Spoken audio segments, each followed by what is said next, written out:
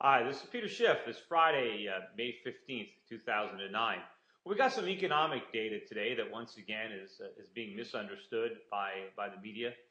First of all, we got information on consumer confidence, and apparently consumers are somewhat more confident in the economy today than they were the last time the data was released, which mainly just goes to show you how little understanding average consumers have of the U.S. economy. But the whole focus of consumer confidence is misplaced in the first place. I mean, first of all, the fact that consumers are getting more confident is not necessarily a good thing. I mean, sometimes false confidence can get you into trouble. Like if you falsely believe that the ice is sound and you go skating and then you ending up falling in, you got into trouble because you were confident when you shouldn't have been. I think that's the case with consumer confidence. And one of the reasons that a lot of economists look at it is they want consumers to be confident so they'll go out and spend more money. So they'll go deeper into debt. But that's exactly what we don't want them to do. We want them to have the good sense to save for the future, to stop going into debt, to stop borrowing, and to stop spending. So to that extent, the fact that if we can have falling consumer confidence, if that's what it takes to force responsible behavior on American consumers, then less confidence would be more desirable than more confidence. Also, we got the CPI numbers today that came out flat. And year over year, which is going over the preceding 12 months, consumer prices, according to the government, dropped by 0.7%, which is the biggest annual decline in consumer prices in, since the mid-1950s. Now, some people are saying, hey, this is evidence of deflation. The Fed needs to create more money. We need to save us from deflation. This is all nonsense. I mean, first of all, the fact that consumer prices are only down 0.7% during the biggest economic decline since the Great Depression shows you how much inflation is actually underlying this economy. Falling prices are what we need. In fact, falling prices are the one thing that's helping out in this downturn. We need prices to come down, particularly asset prices like real estate. Falling prices are not the problem. They're part of the solution. Unfortunately, the government is not going to allow the solution. The government's going to print a lot of money, and so we're going to deal with rising prices. Eventually, asset prices will rise, but they'll rise far more slowly than consumer good prices. So Americans will be growing poorer, even as their financial assets are rising in terms of dollars. Also, I wanted to make a comment on Barack Obama's speech that he gave at Arizona State University. Once again, his speech is filled with half-truths or where he partially gets it right. I mean, for part of his speech, he talked about the fact that America became a great country because we saved our money, because we invested wisely, because we produced things, and all that was true. But Barack Obama's policies are advocating the reverse or preventing the structural reforms that Barack Obama himself admits needs to take place from happening. He's trying to encourage more reckless borrowing and spending. He's trying to get Americans back into the malls, back into the car showrooms. He's interfering with the free market's attempts to restructure the American economy along the lines of the past that he's now praising were the reasons that we're so wealthy. And I think one of the reasons that Barack Obama seems to misunderstand this can be revealed in some of his other comments. For example, he encouraged graduates not to seek profits, but to work for nonprofit organizations, and that there's more important things in life than making a profit.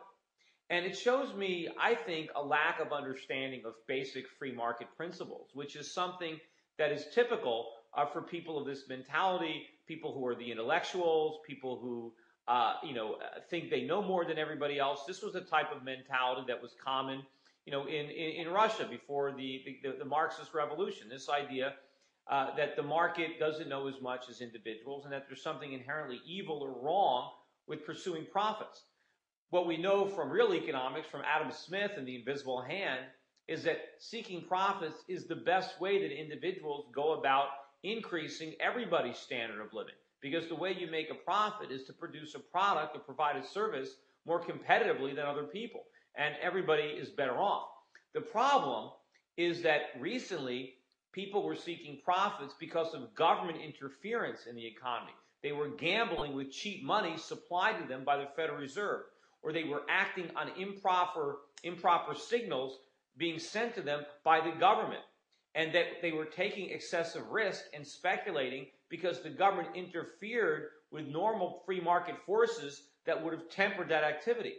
So the fact that Barack Obama is criticizing profit seeking and the idea of going out to try to make a profit and somehow elevating, altruism and doing good and charitable work over that, again, shows a lack of understanding of where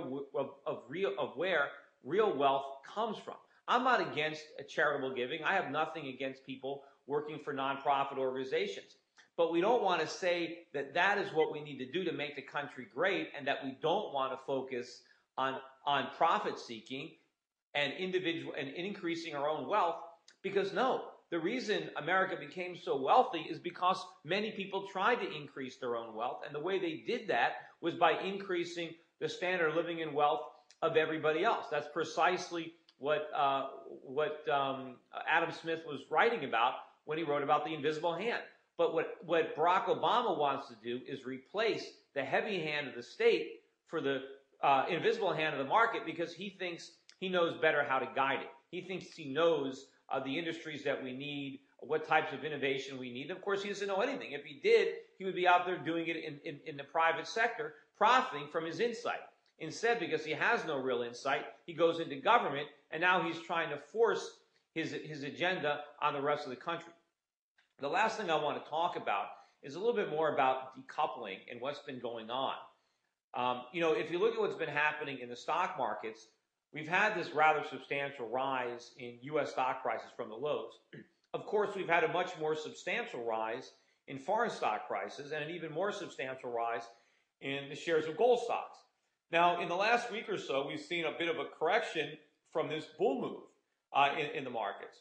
What's interesting is that foreign stocks during this small decline have held up better than domestic stocks, as have the gold stocks. And it's some indication that perhaps not only might foreign stocks continue to outperform U.S. stocks on the upside, but we might not be far from the point where foreign stocks and gold stocks can continue to rise even though U.S. stocks resume their descent. And I think that is definitely going to happen at some point in the future, and maybe what we're seeing now is signs that it's already beginning. Because remember, the world has a much smaller problem to deal with than America. The problem for the rest of the world is simply one of reallocating their productive capacity. Now that America is broke, the world needs to retool its factories and change its distribution methods. They have to go from producing for us to producing for themselves. And so there's some changes there in the way products are distributed and in the composition of what products are produced. But the bottom line is they still have the infrastructure, they still have the machines and the tools, and they still have the savings. So that transition is easier to make. It's certainly problematic in the short term, but it's much easier compared to what we confront. Because in America, what we have to do is now we have to figure out how to convert all of our malls and shopping centers into factories. We have to figure out how to make stuff for ourselves now that we can't import it from everybody else. And we have to rebuild our own savings now that the rest of the world isn't going to be providing us with their savings. This is a much more difficult transition to make because fundamentally our economy is flawed. The world's economy is not flawed. And this is a much more painful transition. And unfortunately, solving these problems is being made progressively harder by what the government is doing in the name of solving them. Sure, foreign governments are making similar mistakes. They're just making them on smaller levels, but they're making similar mistakes in fundamentally sounder economies that will be able to withstand them and ultimately overcome them. But the United States is making these mistakes in a fundamentally unsound economy that cannot stand what the government is doing. So instead of having a recovery, our recession or depression is simply going to get worse and worse, and ultimately the rest of the world will recover, and we will see this decoupling if it hasn't already begun, as evidenced by recent action in the market. Anyway, that's it for today. Everybody have a great weekend. I'll be back again next week.